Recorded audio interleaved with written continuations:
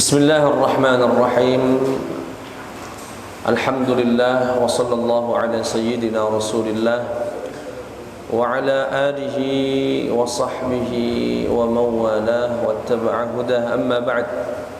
Alhamdulillah, pada malam hari ini kita akan membahas hadis ke-8 dari 42 hadis yang tertuang dalam kitab Al-Arba'in An-Nawawiyah. Seperti biasa, kita awali dengan membaca redaksi dari hadis, kemudian kita terjemahkan dan kita sedikit pelajari kandungan dari hadis ini. An Ibni Umar radhiyallahu anhuma anna Rasulullah sallallahu alaihi wasallam qala. Dari Ibnu Umar radhiyallahu anhuma. Ibnu Umar berarti anaknya Umar. Nama aslinya Abdullah, disingkat Ibnu Umar, anaknya Umar Ibnul Khattab, makanya radhiyallahu anhuma, bukan radhiyallahu anhu. Kalau anhu satu, anhuma dua, anhum tiga dan selebihnya. Abu Bakar radhiyallahu anhu, Utsman radhiyallahu anhu, Ibnu Umar radhiyallahu anhuma, seluruh sahabat radhiyallahu anhum, ya. Bahwasanya Rasulullah sallallahu alaihi wasallam bersabda, umirtu an uqatilan nasa hatta yashhadu an la ilaha illallah wa anna muhammadan rasulullah ويقيموا الصلاة ويؤتوا الزكاة فإذا فعلوا ذلك عصموا مني دماءهم وأموالهم إلا بحق الإسلام وحسابهم على الله تعالى. Riwayat Al-Imam Al-Bukhari dan Muslim.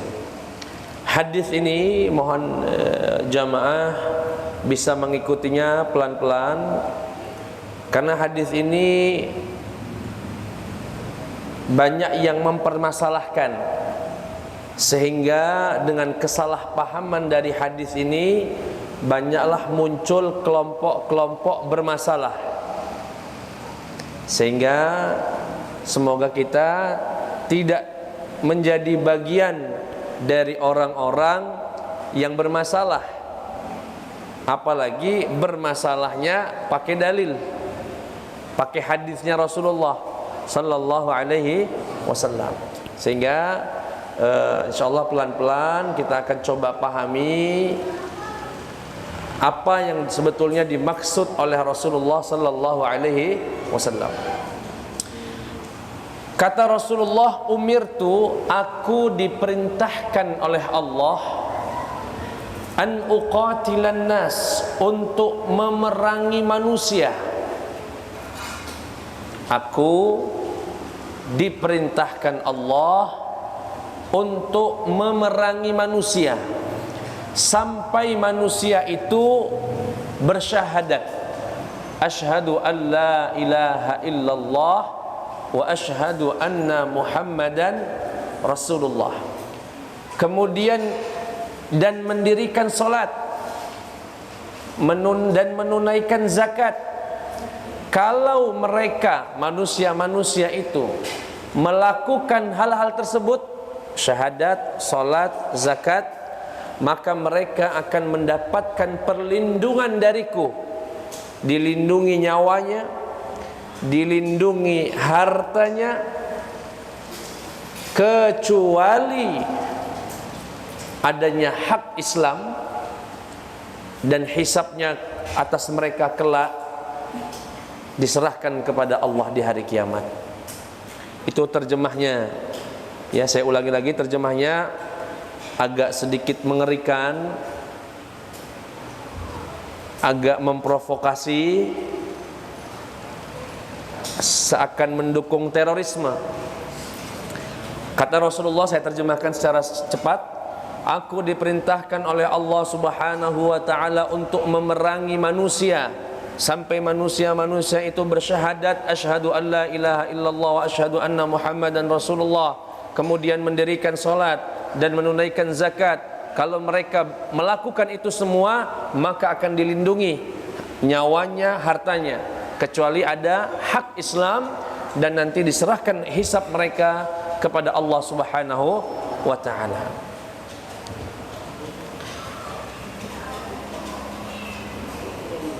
Hadis ini secara tekstualnya, secara makna harfiahnya, seakan maknanya begini kurang lebih. Rasulullah diperintah untuk membunuh seluruh manusia sampai masuk Islam. Perhatikan, dari hadis ini ada yang memahami Rasulullah diperintahkan membunuh seluruh manusia, memerangi seluruh manusia sampai mereka bersyahadat. Dan pemahaman ini keliru, sesat, bermasalah. Nah, namun meski sesat, meski bermasalah, ada yang berpegang teguh dengan pemahaman itu, dua kelompok. Pemahaman apa tadi? Bahwasanya Rasulullah diperintahkan untuk memerangi manusia sampai mereka bersyahadat. Gampangnya maksa orang masuk Islam lah. Kalau nggak masuk Islam, hilang kepalanya. Kalau nggak masuk Islam, cabut nyawanya. Dari pemahaman yang begitu, yang sesat itu, lahir dua kelompok. Yang pertama terlalu ke kanan, yang kedua terlalu ke kiri. Siapa yang ke kanan ini? Para ateis, orang-orang yang nggak percaya Tuhan, akhirnya benci Islam. Awalnya mungkin Islam, begitu baca hadis ini dia simpulkan sendiri, nggak nanya ulama, tidak mau merujuk ke referensi dari para ulama. Dia menyimpulkan, oh kalau ini berarti Islam ini agama pemaksaan, ini agama kejam. Orang nggak mau masuk Islam langsung ditebas kepalanya. Ah, kalau begitu saya nggak percaya Tuhan, saya benci Islam. Keluarlah kelompok pertama, kelompok yang tidak suka Islam.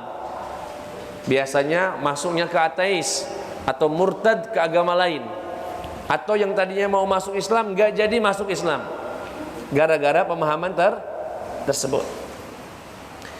Yang kedua, jika pemahaman yang sesat tadi melahirkan kelompok semacam ateis, semacam murtadin, para orang-orang murtad, maka yang kedua sebaliknya, melahirkan Islam yang ekstrim, yang radikal, ISIS, terorisme. Kenapa? Oh, berarti Rasulullah ini diperintahkan untuk membunuh semua manusia, memerangi semua manusia yang nggak mengucapkan dua kalimat syahadat. Ya sudah, kalau begitu kita tanyain satu-satu, ente muslim nggak? Nggak mau, hilang nyawanya. Ente muslim nggak? Hilang nyawanya. Dan itu yang dilakukan oleh ISIS. Dan itu yang dilakukan oleh teroris-teroris atas nama Islam. Bagaimana? Pakai hadis ini. Apa pemahamannya tadi? Yang mereka pahami, kita diperintahkan Allah memerangi siapapun. Ya, perhatikan redaksinya. Aku diperintahkan oleh Allah untuk memerangi manusia, bukan kafir, manusia. Sampai orang muslim, ente mau Islam nggak? Enggak, selesai. Dan itu pemahaman yang sesat, menyesatkan, merugikan, mencoreng nama Islam. Kira-kira sampai sini paham Pak ya? Dari hadis ini dipahami. Inilah pentingnya belajar agama lewat guru. Pentingnya tidak membaca terjemah, wah Rasulullah diperintahin bunuhin orang kalau nggak ngucap syahadat. Oh, mah itu ya. Keluar dari sini nanya, ente syahadat nggak? Nggak, selesai kali. Nah, lalu bagaimana cara memahaminya ini, Ustaz? Bagaimana cara menyanggah pemahaman yang sesat itu? yang menyimpulkan dari hadis ini bahwasanya orang muslim diperintahkan untuk memerangi siapapun yang tidak mengucapkan kalimat syahadat. Yang pertama, ya, dan banyak sekali Pak, ini sampai ditulis buku, majalah untuk bisa meluruskan hadis ini. Saya coba sedikit jawab, saya sedikit pretelin Pak ya. Tahu pretel tidak? Bahas satu-satu. Pertama, umirtu, aku diperintahkan. Siapa yang diperintahkan di sini? Rasulullah. Berarti yang mendapatkan perintah Rasulullah saja, antum kita tidak masuk. Jadi jangan berlagak Rasul. Ya Pak ya. Jangan berlagak Rasul. Bahkan Mufti Mesir Ustadz Profesor Dr. Syauqi Allam hafizahullah mengatakan perintah ini khusus hanya untuk Rasulullah. Khusus hanya untuk Rasul. Yang kedua, Rasulullah yang berposisi sebagai pemimpin negara, pemimpin umat Islam. Pak, perhatikan ini, saya mau jelaskan sesuatu yang sangat penting. Saat kita membaca hadis, maka Bapak harus perhatikan Rasulullah mengucapkan hadis itu posisinya sebagai siapa? Sebagai siapa? Kenapa? Karena Rasulullah ini kadang-kadang memposisikan diri sebagai nabi. Kalau sebagai nabi, dan itu yang paling dominan, artinya apa? Umatnya boleh niru. Kalau beliau mengucapkan hadis sebagai posisi sebagai apa? Nabi. Kadang-kadang beliau berposisi sebagai qadhi, hakim. Maka yang bukan hakim jangan niru Rasul di situ. Cuma hakim saja yang boleh niru. Paham kira-kira Pak? Kadang-kadang Rasulullah memposisikan dirinya sebagai pemimpin negara. Yang bukan pemimpin negara jangan niru Rasulullah. Karena Rasulullah berucap hadis itu dalam posisi sebagai pemimpin negara. Dan ada kitab yang sangat menarik membahas tentang kondisi Rasulullah, posisi Rasulullah saat mengucapkan hadis. Nama kitabnya Al-Ihkam, karya Imam Syihabuddin Al-Qarafi. Jadi maksudnya gimana Ustaz? Tolong dijelasin lagi Ustaz. Tolong dijelaskan. Oke. Perhatikan. Datang seorang laki-laki ke Rasulullah atau sekelompok orang. Jadi ada pencurian, dilakukan oleh perempuan dari kabilah Makhzumiyah. Dari kabilah apa Pak? Makhzumiyah, mencuri. Kabilahnya takut kalau ini dilaporkan ke Rasulullah dipotong tangannya.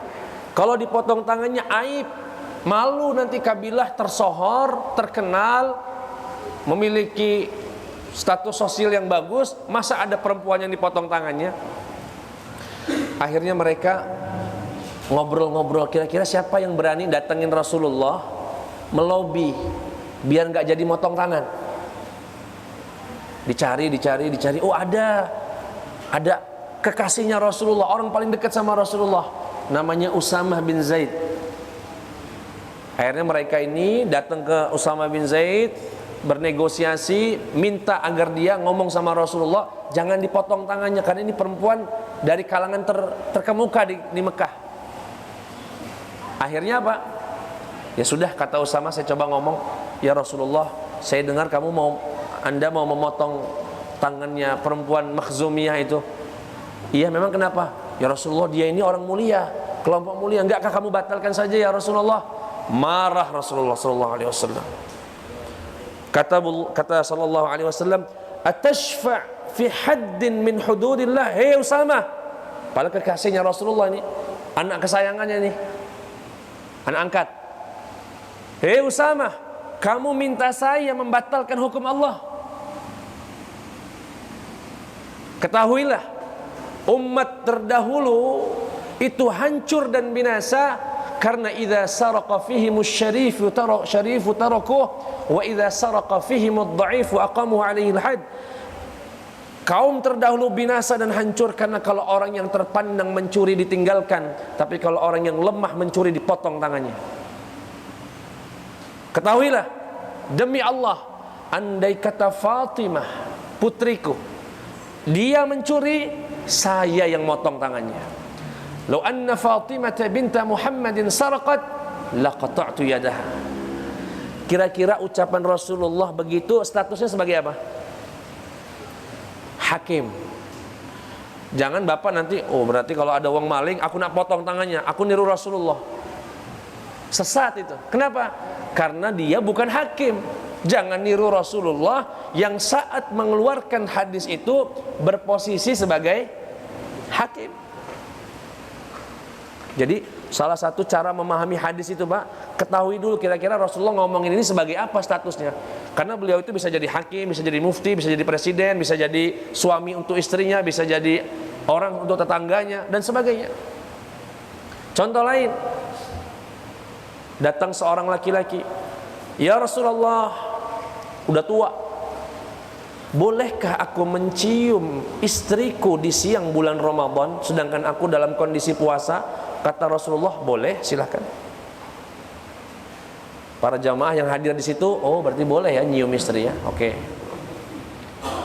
Tak lama datang lagi tamu bertanya, pemuda baru nikah, tanya sama Rasulullah, ya Rasulullah, bolehkah aku mencium istriku di siang bulan Ramadan? Kata beliau, jangan. Kata beliau, sahabat bingung. Nah, tadi boleh, ini nggak boleh. Ditanyalah kepada Rasulullah, ya Rasulullah, cak mana ini? Sebetulnya boleh tak ngecup istri ini siang bulan Ramadan? Kata Rasulullah, yang pertama itu orang sudah tua.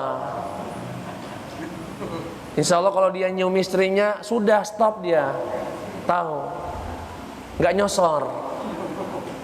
Yang kedua, pengantin baru, kalau diizinkan mencium lanjut kagak. Kalau sudah lanjut kena kafarat, batal puasanya. Sehingga saya larang. Yang ini dibolehkan, yang ini di. Saat beliau mengatakan itu, ini boleh, ini nggak boleh, apa posisinya? Hakim nggak? Nggak mungkin. Kalau hakim itu ketok palu selesai. Mau siapa sama di mata hukum. Berarti beliau berbicara semacam itu berposisi sebagai mufti, pemberi fatwa. Nah, kalau pemberi fatwa jawabannya boleh beda-beda tergantung yang bertanya. Artinya beliau sedang memposisikan diri sebagai mufti. Nah, hadis ini ketika beliau berkata, saya diperintahkan Allah untuk memerangi, beliau sedang berposisi sebagai imamul muslimin, pemimpin negara. Sehingga dalam Islam, terutama dalam bab politik Islam, terutamanya lagi dalam bab jihad, yang boleh mengumumkan peperangan hanya presiden. Nggak boleh ustadz seperti saya ini, kita perangi Israel, nggak boleh. Sampai presiden yang ucap. Kalau kata presiden serbu, serbu gitu. Kalau kata beliau belum, jangan. Begitu presiden bukan, lurah bukan, RT bukan, ngomong perang. Alasannya apa? Aku melok Rasulullah. Hati-hati, Rasulullah berucap ini sedang memposisikan dirinya sebagai seorang imam. Sehingga yang bukan imam jangan niru. Sampai sini jelas kira-kira? Ini jawaban yang pertama. Berarti seperti Daesh, ISIS tadi, sekelompok manusia ada di Irak, merasa ada kezoliman dan macam-macam, dia mimpin perang, ditanyain satu-satu, ente mau muslim enggak? Enggak, selesailah. Ente muslim enggak? Enggak, selesai. Na'udzubillahi min. Yang kedua, perhatikan, untuk menjawab kesesatan tadi. Pemahaman yang sesat tadi apa bunyinya, Pak? Kita diperintahkan untuk memerangi siapa manusia, ya, sampai mereka bersyahadat. Maksa orang masuk Islam lah. Terbantahkan dengan jawaban yang pertama, kalau ini perintah khusus buat Rasulullah sallallahu alaihi wasallam. Dan beliau berucap ini posisinya sebagai imam. Yang bukan imam tidak usah berlagak. Imam sini bukan imam sholat mah ya, imam pemerintah, imam presiden, khalifatul muslimin. Baik, yang kedua, aku diperintahkan an uqatil. Bahasa Arab beda aqtul sama uqatil. Aqtul membunuh, uqatil memerangi. Apa bedanya memerangi sama membunuh, Pak? Kalau membunuh itu berarti kita yang mulai. Nggak ada salah, nggak ada apa, orang lewat depan rumahnya, ente sini. Ngucapin 2 kalimat syahadat enggak? Oh tidak, selesai kau. Misalnya, itu namanya membunuh. Tapi Rasulullah tidak membahasakannya membunuh, memerangi. Artinya ada timbal balik dari lawan. Artinya lawan terkadang memulai duluan, sehingga kita balas. Sampai sini jelas? Jadi bukan ujuk-ujuk, bukan ujuk yang Palembang ya. Ujuk yang Palembang ini apa dia? Bungsu apa? Ujuk-ujuk tiba-tiba begitu langsung nanyain orang ente muslim atau enggak. Sampai sini insya Allah jelas ya. Yang ketiga ini yang paling penting juga. Redaksi hadisnya apa tadi Pak? Aku diperintahkan untuk memerangi annas. Annas ini apa Pak? Manusia. Umum Pak ya. Berarti tetangga, enggak tetangga, muslim, enggak muslim, kafir, enggak kafir, selesai kalau. Redaksinya Nah, kalau enggak pakai kaidah tafsir, sesat. Akhirnya dia menerapkan hadis ini untuk seluruh manusia.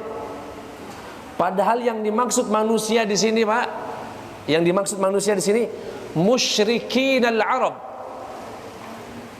Musyrikil Arab, yaitu orang-orang musyrik yang memerangi Rasulullah dari bangsa Arab saat Rasulullah masih hidup.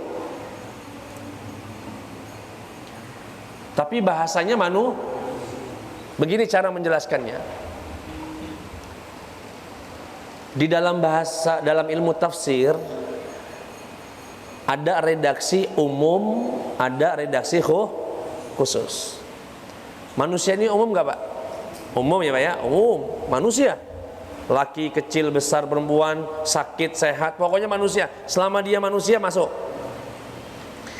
Nah rupanya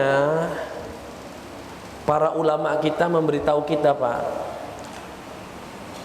umum itu terbagi menjadi 3. Ada yang redaksinya umum dan dimaksudkan umum.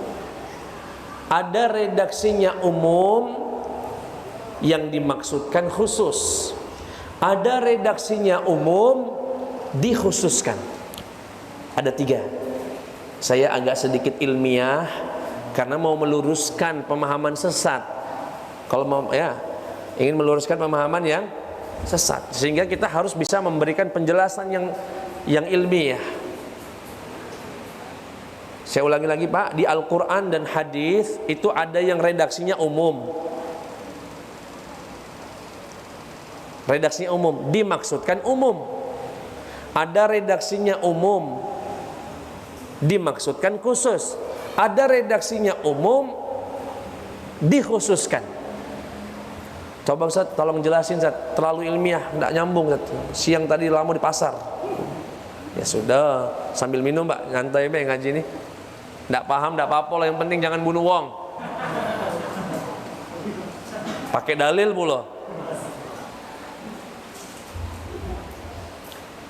Ada umum, dimaksudkan. Saya kasih contoh. Kullu nafsin za'iqatul maut. Seluruh yang bernyawa pasti mati. Redaksinya umum nggak Pak? Seluruh. Pertanyaannya, yang Allah maksud dalam ayat ini seluruh yang bernyawa atau ada sebagian yang bernyawa nggak mati? Ini namanya redaksinya umum dan Allah menginginkan keumuman. Tidak ada pengecualiannya Pak. Tidak ada pengecualian. Itu namanya umum dan diinginkan dimaksudkan umum.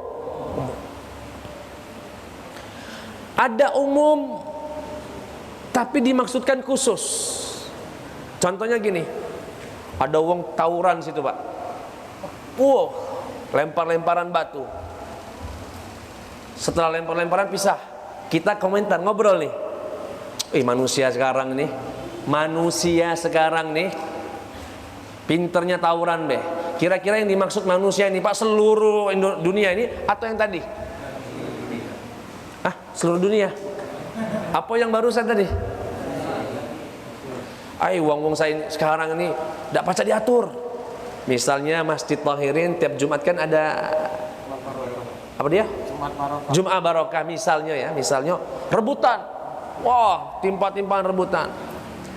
Kemudian setelah bubar, panitia ngomong, wong saya ini, orang-orang sudah susah diatur. Orang-orang itu umum nggak Pak? Umum redaksinya. Manusia sekarang ini susah diatur. Manusia sekarang ini susah Kira-kira yang dimaksud panitia tadi seluruh manusia di dunia ini atau yang tadi susah diatur Pak? Yang tadi. Itu namanya redaksinya umum. Yang dimaksudkan paham kira-kira Pak ya? Itu namanya redaksi umum dimaksud khusus. Atau saya seorang dosen ngajar di kelas semester 1 misalnya, dijelasin, pada ribut, pada susah diatur. Lapor saya ke dekan atau ngobrol sama dosen yang lain. Mahasiswa sekarang ini susah nian diatur, tidak baca fokus. Kira-kira mahasiswa yang saya maksud itu secara bahasa, secara redaksi umum ya, mahasiswa sekarang. Berarti yang sekarang ini statusnya manusia masuk dalam redaksi saya. Tapi apakah yang dimaksud itu seluruh mahasiswa? Enggak. Kelas tadi yang susah diatur. Itu namanya redaksinya umum dimaksudkan. Yang ketiga, ada redaksinya umum mengalami pengkhususan. Mengalami contoh wal 'asr innal insana lafi khusr, demi waktu sesungguhnya seluruh manusia dalam kerugian. Umum enggak Pak? Umum. Illal ladzina amanu wa 'amilus shalihat, kecuali orang yang beriman dan beramal saleh, wa tawasau bil haqqi wa tawasau bis sabr, dan senantiasa saling berwasiat dalam kebenaran dan kesabaran. Redaksinya umum, seluruh manusia dalam kerugian, umum. Tapi yang dimaksudkan Allah kecuali orang-orang yang berarti yang merugi siapa Pak? Orang-orang kafir yang tidak beriman. Tapi Allah bahasanya apa? Innal insan, sesungguhnya manusia. Kenapa enggak dari awal saja innal kafirin lafi khusr? Tapi Allah menggunakan redaksi yang umum, kemudian Allah khususkan. Pak Ustaz, bedanya yang ketiga sama keduanya apa? Caknya mirip-mirip. Ya, agak-agak mirip. Oh, beda. Kalau yang ketiga itu redaksinya umum, ada redaksi yang lain yang mengkhususkan. Kalau redaksi yang pertama, yang kedua tadi, redaksinya umum dari awal sudah dimaksudkan khusus tanpa adanya pengkhususan. Sudah Pak, tidak paham juga, tidak apa-apa Pak. Tidak paham juga dah. Intinya ya nah. Rasulullah mengatakan, aku diperintahkan untuk memerangi manusia. Umum enggak Pak?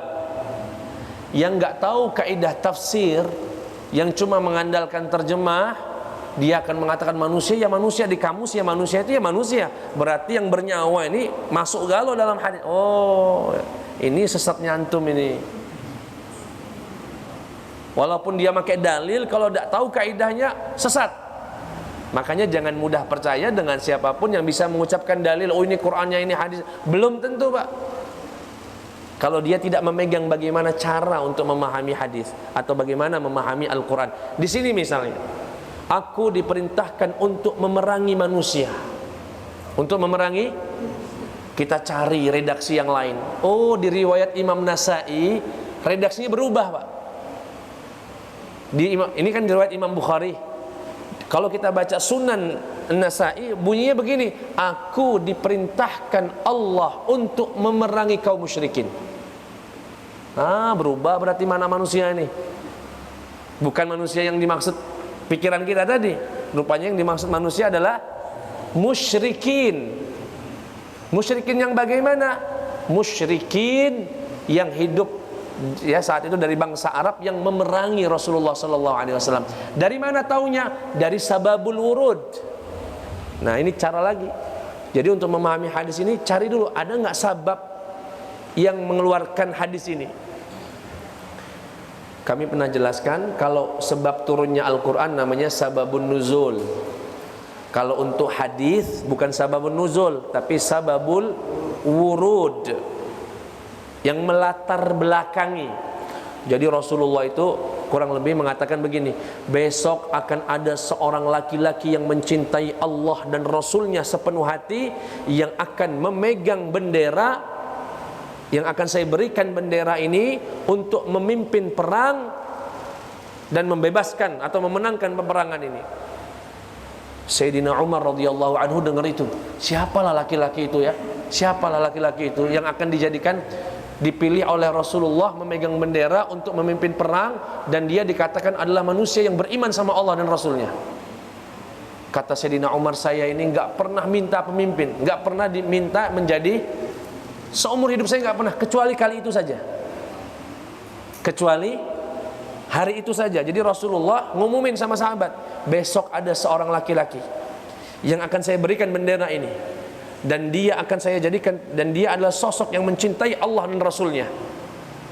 Kata Sayyidina Umar, ya Allah, semoga saya. Besoknya rupanya Sayyidina Ali yang dipilih. Sayyidina Ali radhiyallahu anhu, ya Ali, berdiri, berangkat dan peranglah sampai Allah memenangkanmu. Kata Sayyidina Ali, siapa yang atas dasar apa aku memerangi mereka ya Rasulullah? Ala ma uqatil. Kata Rasulullah, perangilah orang-orang musyrikin itu sampai mengucapkan asyhadu an la ilaha illallah wa asyhadu anna muhammadan. Jadi maksudnya begini, Pak. Jadi dulu kalau mau perang, musuh sudah di depan, sudah bawa senjata dan sebagainya. Umat Islam sudah berhadapan, sudah saling berhadapan.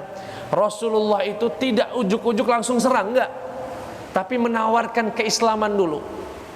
Sehingga Rasulullah berkata, pesan kepada Sayyidina Ali ini, tanyakan dulu, wahai kaum musyrikin, musuh-musuh Islam yang ada di sana, apakah kalian mau menerima dakwahnya Rasulullah?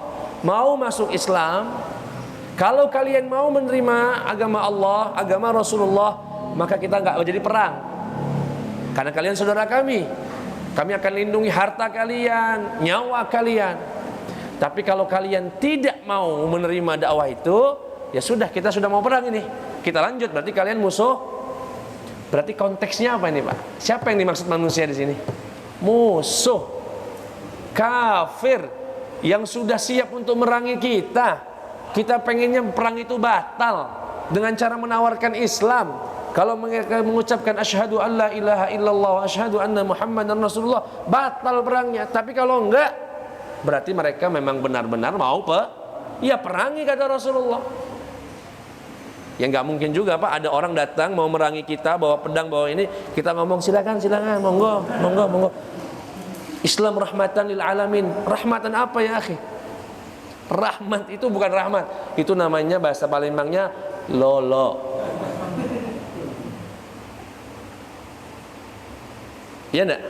Sehingga dalam konteks semacam itu benarlah perintah Rasulullah, perang. Insya Allah kurang lebih paham, Pak, ya? Ya. Bapak Ibu yang dimuliakan oleh Allah Subhanahu wa taala. Di sini ya, dikatakan al-iqtisaru 'ala an-nutqi bisyahadatayn kafin li'ismati an-nafsi wal mal. ada manusia mengucapkan dua kalimat syahadat, maka pasti dia terlindungi dari, ini kita sudah keluar nih Pak ya, sudah keluar dari meluruskan pemahaman yang sesat tadi. Yang tadi pemahamannya yang mengatakan Islam memaksa orang untuk masuk Islam, kalau tidak mereka diperangi, dibunuh. Itu pemahaman yang keliru, itu salah, itu hanya terjemah, bukan makna yang sesong. Apa buktinya? Bahwasanya manusia dalam hadis itu bukanlah seluruh manusia, tapi musyrikin. Dalam hadis itu yang diperintahkan adalah Rasulullah, dan beliau statusnya sebagai imam, pemimpin. Dan di situ ada kata uqatil yang artinya memerang, saling, bukan kita yang mengawalinya. Sampai sini insya Allah jelas Pak ya. Sudah. Yang itu simpen. Kalau tadi nggak kecatat, KG ada di YouTube, bisa dilihat lagi. Karena ini penting Pak nanti. Mohon maaf Pak, hari ini di Indonesia bahkan di dunia, pemahaman ateis yang tidak mau percaya agama, menganggap agama ini hanya menambah masalah hidup, itu biasanya dari teks-teks wahyu yang semacam ini Pak, yang dia nggak bisa cerna dengan baik. Dia pahami, oh agama ini kejam sekali, kalau kayak gini kejam. Aku udah gagal lagi lah agama inilah. Ngaji tidak pernah, sekalinya baca hadis yang semacam ini tidak perlu diklarifikasi, selesai. Nah, anak-anak Bapak tidak menutup kemungkinan akan membaca tulisan-tulisan orang tersebut, terpengaruhi, akhirnya keluar dari agama. Na'udzubillahi min. Sehingga kita sudah saatnya harus mengetahui cara menjawabnya, cara menjelaskannya. Baik. Yang kedua, ya, poin yang ingin saya sampaikan sesuai yang dituliskan dalam kitab ini, bahwasanya cukup dengan mengucapkan dua kalimat syahadat, orang itu akan terjaga nyawanya, terjaga hartanya. Dan kita nggak boleh ngorek-ngorek isi hati orang Pak. Tidak boleh mengorek-ngorek isi hati. Jadi suatu ketika saat perang, ada sahabat bernama Usamah bin Zaid, lagi perang nih Pak sama orang musyrik. Nah, jatuh lawan ini, pedangnya lepas. Pedangnya Usamah bin Zaid sudah terangkat, tinggal ditebas. Bau ditebas begini, la ilaha illallah Muhammad Rasulullah, kata si musuh tadi Pak. Pas begini sempat stop sahabat Usamah ini. Kamu nih ngomong ini karena takut pedangku baik, saya kau. Nah, matilah orang tadi Pak, di tangan sahabat Usamah bin Zaid. Diceritakanlah itu ke Rasulullah. Diceritakan ke Rasulullah. Begitu diceritakan ke Rasulullah sallallahu alaihi wasallam, marah Rasulullah. Marahnya enggak kepalang sampai Usamah, andai kata aku belum masuk Islam saat itu, biar aku enggak dimarahin Rasulullah. Ketika ditanya, ya Usamah, kenapa kamu bunuh orang yang sudah mengucapkan la ilaha illallah Muhammadan Rasulullah? Ya Rasulullah, tapi kan dia ngomong itu karena takut. Dia ngomong itu kan karena kepepet, takut pedang saya ini. Apa jawaban Rasulullah sallallahu alaihi wasallam? Ya Usamah, asyaqaqta qalbah. Memang kamu sudah buka dada orang itu, kemudian kamu tahu dia ngucapin itu karena takut. Paham kira-kira apa ya? Artinya kalau orang sudah ngucap la ilaha illallah Muhammadun Rasulullah, sudah, jangan ditanya hatinya ini mau munafik, mau dia apa, terserah. Yang kita tahu dia sudah mengucapkan asyhadu an la ilaha illallah wa asyhadu anna Muhammadan. Sehingga ada ungkapan, nahnu nahkumu bil-zawahir wallahu yatawallas sarair. Kami, kita ini manusia, hanya bisa menghukumi dari zahirnya saja. Dia ini mengucapkan dua kalimat syahadat, ya sudah muslim, dan Allah yang akan mengurusi isi hatinya. Kalau dia munafik, selesai di akhirat. Dan Allah tidak ada yang tersembunyi dari pengawasan Allah Subhanahu wa ta'ala. Sampai sini jelas Pak ya? Dan ini penting Pak. Kalau dalam kehidupan kita bermasyarakat, kita tahu ada orang mengucapkan syahadat, namun mungkin gak pernah banyak minum khamarnya, daripada gak pernah ngaji, tahu-tahu ninggal. Kadang-kadang masyarakat ini tidak mau, udah galak nyolati. Aing nggak usah diurus lah, udah pernah terjenguk di masjid dia tuh. Ya Pak ya, jangan Pak, solati, perlakukan dia sebagai muslim, perlakukan dia sebagai muslim. Ya solati, itu fardu kifayah, solati. Cuma ustadz boleh nolak. Ustadz boleh, na'udzubillah, misalnya ada tukang minum khamar atau pejudi meninggal, kaum muslimin sholatilah. Tapi ustadz boleh menolak sebagai hukuman sosial, pelajaran bahwasanya orang-orang semacam itu tidak pantas mendapatkan doa orang-orang soleh. Dan itu yang dilakukan Rasulullah Sallallahu Alaihi Wasallam ketika ada orang yang bunuh diri, Pak. Ketika ada orang bunuh diri, ketika mau disolati, Rasulullah dipanggil, ya Rasulullah, sudah datang waktunya solat untuk jenazah. Kata Rasulullah, solatlah kalian, saya nggak solat.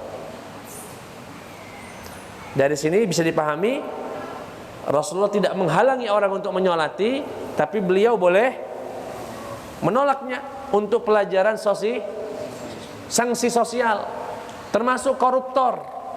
Terbukti orang ini korupsi, meninggal, jangan minta imam Masjid Agung suruh ngimami, sholatilah dewek. Tapi nggak apa-apa kalau ya, silakan ada yang nyolatin 2, 3, 4, 5, 10 orang silakan. Tapi para asatidz boleh menolak. Pelajaran dan peringatan bahwasanya orang-orang semacam itu tidak berhak mendapatkan doa orang-orang soleh. Sampai sini paham kira-kira Pak ya? Ya. Baik. Kemudian Bapak Ibu yang dimuliakan oleh Allah Subhanahu wa taala, ada orang-orang juga yang berhak diperangi. Siapa? Ini perhatikan Pak, orang yang meninggalkan sholat atau meninggalkan tidak mau bayar zakat tapi ngajakin orang.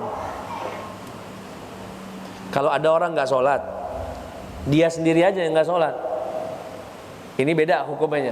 Ada khilaf di antara ulama bagaimana statusnya, apakah diminta taubat ataukah dihukum atau bagaimana. Saya berbicara tentang orang yang nggak sholat, sepakat satu kampung nggak mau sholat, ngajaki satu kampung nggak usah sholat lah, ngapa lagi sholat misalnya, maka orang-orang semacam itu berhak untuk diperangi. Kalau dia sepakat ngajakin orang, tapi kalau dia sendiri, ya sekarang lah banyak orang yang tidak sholat karena malas, karena macam-macam. Ini khilaf di antara ulama bagaimana status mereka. Yang saya ingin konsentrasikan adalah orang-orang yang tidak mau bayar zakat dan sepakat tidak mau bayar zakat, bahkan diperjuangkan, misalkan diundang-undangkan tidak wajib bayar zakat misalnya. Maka orang itu berhak diperangi. Ada kisah menarik di sini.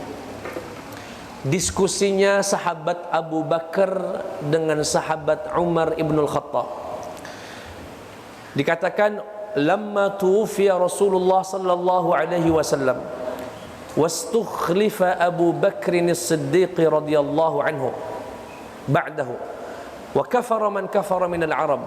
Qala Umar radhiyallahu anhu li Abi Bakr, kaifa tuqatilu an-nasa wa qad qala Rasulullah umirtu an uqatila an-nasa hatta yaqulu la ilaha illallah faman qala la ilaha illallah faqad asama minni ma lahu wa nafsuhu illa bihaqqihi wa hisabuhu 'ala Allah azza wa jalla. Jadi tatkala Rasulullah meninggal, siapa yang menggantikan Rasulullah, Pak? Abu Bakar. Begitu Abu Bakar memimpin sebagai khalifah, berbondong-bondong kelompok-kelompok kabilah dari pelosok-pelosok itu keluar dari Islam, Pak, murtad. Makanya zaman Abu Bakar itu salah satu konsentrasinya adalah memerangi para murtadin, orang-orang yang Nah, ada sekelompok manusia, dia mengatakan dia Islam, tapi satu kabilah itu nggak mau bayar zakat. Saya kan bayar zakat, kami ini bayar zakat dulu karena untuk Rasulullah. Rasulullah sudah meninggal, selesai berarti. Tidak mau bayar zakat kepada Abu Bakar radhiyallahu anhu. Sehingga sahabat Abu Bakar menyiapkan pasukan, kita perangi mereka. Yang menantang tidak mau membayar zakat sekelompok manusia itu. Tidak mau bayar. Pas lagi ngumpulin pasukan, Umar datang ngajak diskusi. Ya Abu Bakar, bagaimana Anda berani memerangi orang-orang yang sudah mengucapkan la ilaha illallah Muhammadun Rasulullah? Bukankah Rasulullah telah bersabda, aku diperintahkan untuk memerangi orang-orang sampai mereka mengucapkan la ilaha illallah, dan apabila dia telah mengucapkan la ilaha illallah, sungguh telah mendapatkan perlindungan dariku, hartanya, dirinya. Gimana Anda? Artinya ada orang-orang di kabilah sana ngakunya muslim, mengucapkan la ilaha illallah Muhammadur Rasulullah, tapi sepakat satu kabilah itu tidak galak bayar pajak. Bayar apa? Zakat. Kata Sayyidina Abu Bakar, oh ini harus diperangi. Kata Umar, nggak bisa diperangi karena dalilnya jelas. Kalau sudah mengucap la ilaha illallah Muhammadur Rasulullah, bebas, selamat. Diskusilah. Kemudian Abu Bakar, orang yang lembutnya luar biasa, ya. Sedangkan Umar yang dikenal sebagai orang yang sangat tegas. Apa jawaban Abu Bakar? Perhatikan Pak. Kata Abu Bakar, wallah, demi Allah, la uqatilanna man farraqa baina salati wa zakah. Pasti saya perangi orang yang lembut itu, Pak, keluar ketegasannya sehingga melihat Umar ini terperangah. Melihat sikap Abu Bakar yang enggak ragu-ragu lagi. La uqatilanna man farraqa baina salati wal zakah. Saya pasti memerangi orang-orang yang membeda-bedakan antara salat dan zakat, karena zakat adalah hak yang ada dalam harta mereka. Wallahi, berkali-kali mengucapkan sumpah, demi Allah, lau mana'uni, andaikan mereka menghalangiku untuk mendapatkan zakat dari tali-tali mereka, bahkan sampai urusan tali, nggak mau bayar zakat, padahal mereka dulu memberikan zakatnya kepada Rasulullah, saya pasti akan perangi mereka. Melihat keyakinan dan wajah yang begitu tegas dari sahabat Abu Bakar, wallah, kata sahabat Umar, sungguh aku telah menyaksikan di mana Allah telah membukakan pintu hati Abu Bakar, dan keputusan Abu Bakar adalah keputusan yang tepat. Keputusan yang tepat. Nah, pertanyaannya, apa yang mendasari dalil dari Abu Bakar? Kalau dalilnya Umar kan jelas. Dalilnya Umar menghalangi Abu Bakar untuk memerangi orang yang tidak bayar zakat itu jelas, yaitu mencukupkan dengan syahadat asyhadu an la ilaha illallah wa asyhadu anna Muhammadan. Ada yang ketinggalan dari sahabat Umar. Ada yang ketinggalan dari sahabat Umar, tapi itu didapatnya oleh sahabat Abu Bakar. Apa itu? Perhatikan. Kata Rasulullah, sesungguhnya aku diperintahkan Allah untuk memerangi manusia sampai mengucapkan asyhadu an la ilaha illallah wa asyhadu anna Muhammadan Rasulullah, mendirikan salat, menunaikan zakat. Ya. Barang siapa yang melakukan itu semua, artinya telah bersyahadat, maka dia akan terlindungi dariku, nyawanya, hartanya. Nah, perhatikan Pak, kecuali ada hak dari Islam. Nah, Abu Bakar menafsirkan hakul Islam, mereka bayar zakat. Gak mau bayar zakat, kami perangi. Tapi ingat Pak, jika sekelompok sepakat galau, wong Sumsel misalnya, gak galau bayar pajak zakat, galau-galonya, itu boleh diperangi, tapi tidak mungkin insya Allah.